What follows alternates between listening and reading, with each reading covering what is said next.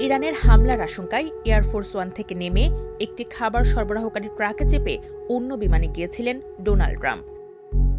এতদিন বিষয়টি গোপন থাকলেও এবার তা নিজেই স্বীকার করে নিলেন মার্কিন প্রেসিডেন্ট।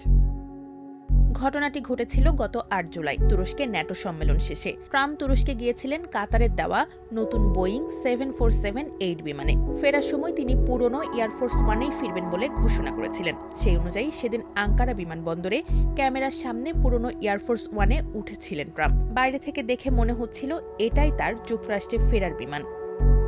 কিন্তু বিমানের ভেতর তখন চলছিল একেবারেই ভিন্ন পরিকল্পনা। ট্রাম্পকে গোপনে বিমান থেকে বের করে আনা হয়। এরপর তাকে একটি ক্যাটারিং ট্রাকে তোলা হয়। বিমানবন্দরে কর্মীদের খাবার পরিবহনের মতো দেখতে সেই ট্রাকটি পরে ট্রাম্পকে নিয়ে যায় অন্য প্রান্তে অপেক্ষমান একটি সামরিক বিমানের কাছে।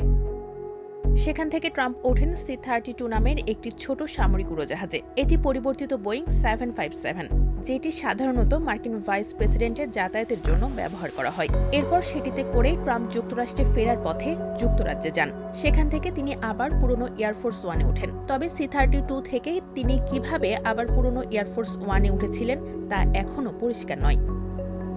সবচেয়ে অদ্ভুত ব্যাপার ছিল, ট্রাম্পের সঙ্গে থাকা সাংবাদিক এবং হোয়াইট হাউসের কয়েকজন কর্মকর্তাও জানতেন না যে প্রেসিডেন্ট তাদের সঙ্গে নেই।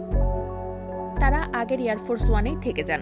এমনকি তাদের বিমানের জানালার পর্দা নামিয়ে রাখতে বলা হয়। ফলে বাইরে থেকে যে কেউ দেখলে মনে করার কথা ট্রাম্পও ওই বিমানেই আছেন।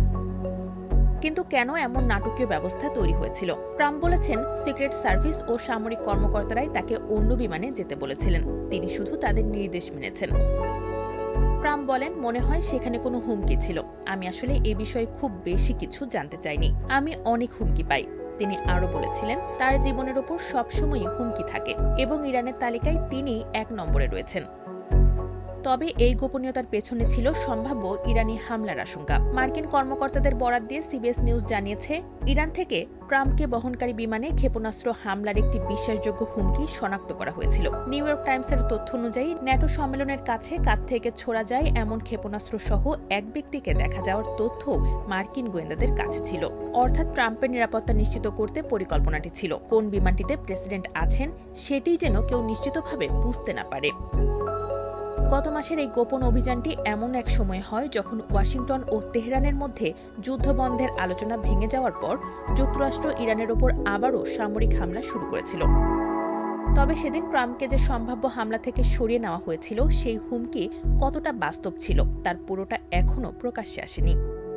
তবে এটি এখন আর কোনো গোপন বিষয় নয় যে ইরানের সম্ভাব্য হামলার আশঙ্কায় সত্যিই নিজের বিমান বদল করেছিলেন ট্রাম্প। আর প্রেসিডেন্টকে নিরাপদে সরিয়ে নেওয়ার সেই গোপন অভিযানে ক্যামেরার সামনে থাকা বিমানটিই হয়ে উঠেছিল সবচেয়ে বড় পরিকল্পনার অংশ।